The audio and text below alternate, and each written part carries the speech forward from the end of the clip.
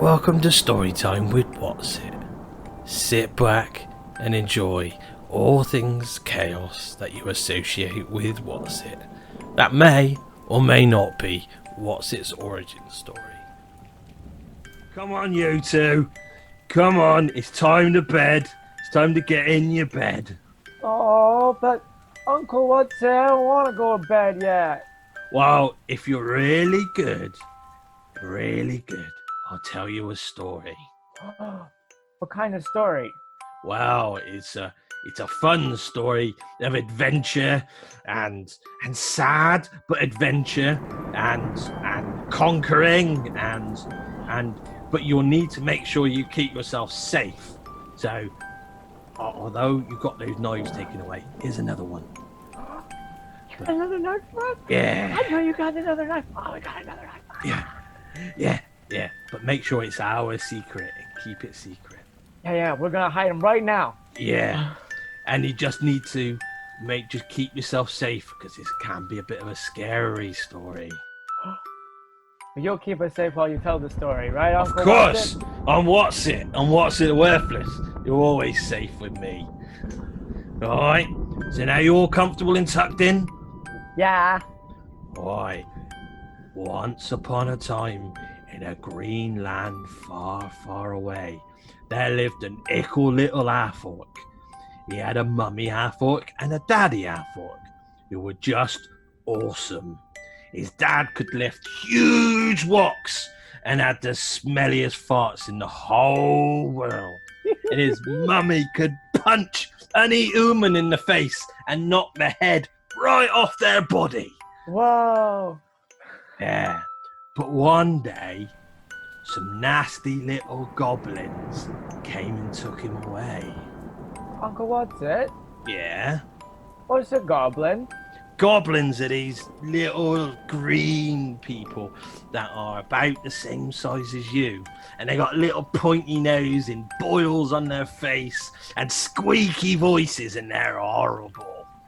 Nasty.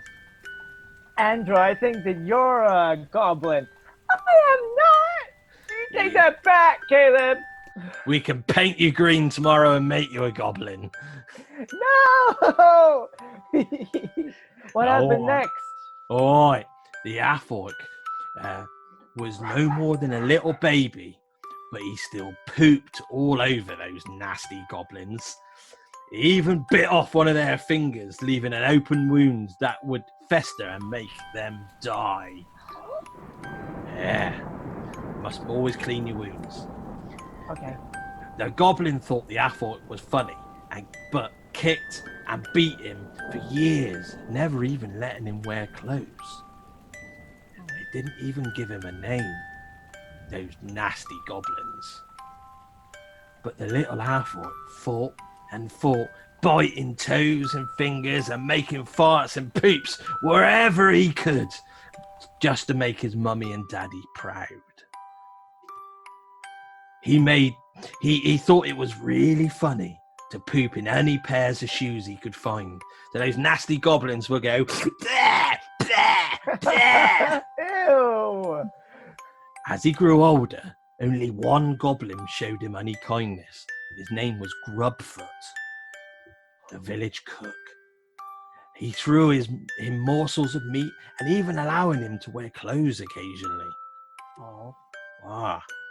The half-orc came bigger than most of the gobbos in the village. They started to become scared of him, no matter how much the other gobbos beat him, till he became bigger than most of the gobbos in the village. They started to become scared of him. So they gave him to the Grubfoot to train to hopefully calm him down. Oh. Ah, Did he get calmer? Well, not really. Grubfoot taught him how to cook and fight. The rest of the village didn't trust him with swords or weapons or even knives. A bit like you. Was he still a kid? He was a bit older than you are at this point. He was a little bit older. Because Willow has a lot of knives. Yeah, so a bit like Willow. A similar sort of age as Willow. Oh, okay. Yeah. So what Grubfoot did is that they trained with saucepans for shields, and armor and cutlery as weapons. The half-orc became very good very quickly. His obvious strength scared all the rest of the little gobbos, so he showed them that they should be scared by leaving even more poop all over the place, including in their water well. Oh, he's gross. He is, isn't he? Oh. This made all the little gobbos really angry and surrounded him. Their biggest warrior, Mossfist, leading the mangry green mob. The half-orc was going to fight back, but saw his old friend and trainer, Grubfoot, in the crowd. Not in the front, but in the back. But this still angered the half-orc. And in a feat of rage, he charged Grubfoot, killing him, angry at him. Oh, was Grubfoot going to kill the little half-orc? Well, he wasn't sure, but he just lost his temper. Yeah. Grubfoot had a spear in his hands, which the half-orc took and ran from the village when he saw the red mist of rage. He ran and ran for many miles till he come upon a cave.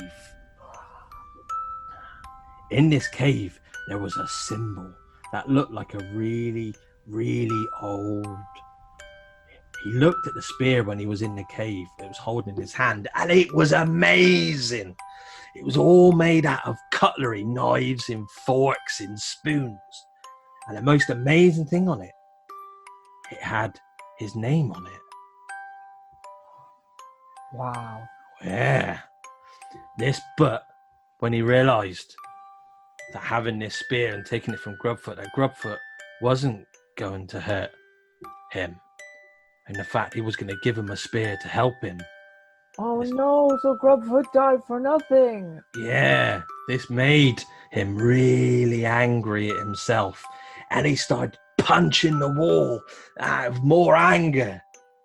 But then blood all from his hand trickled down the wall and started running along a small pipe that was in the floor.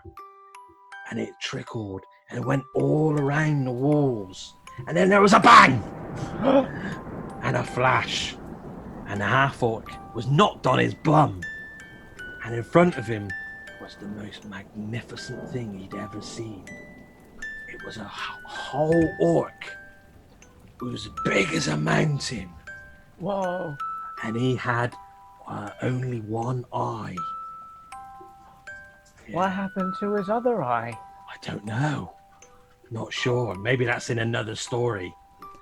But behind him, a cave opened up. And there was a stench. Not like half-orc poop, but more like old books and things. And the orc started talking to him, saying he was brave and strong and did the right thing in the village. But the half-orc struggled in accepting this and argued, but he did listen.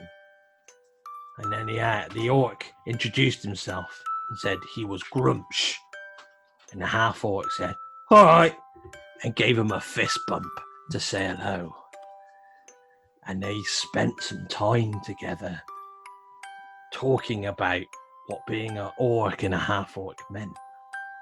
Is there a difference? There is. They look a little bit different, and